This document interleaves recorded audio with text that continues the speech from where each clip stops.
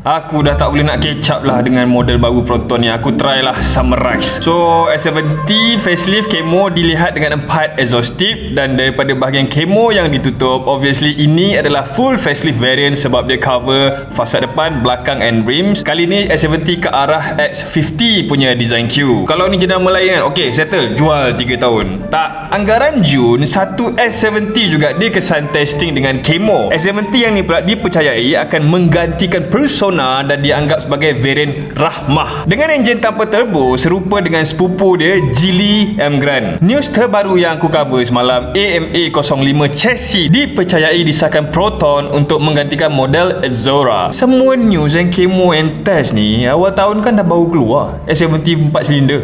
Settle? Tak settle lagi. Saga Cross pun scene tested bulan Julai, and kali pertama spy dekat interior oleh Ada Midas. Masuk ni dah 4 model Proton dah yang tengah heavily tested. Agresif sungguh. Yang tu aku respect. Tapi apa kata introduce variant S70 wagon sekali? Alah, komen video semalam tu ramai suka tu. Korang komen dekat bawah, dalam 4 model nak keluar ni, mana yang korang rasa macam, oh, this is the one I want. Komen.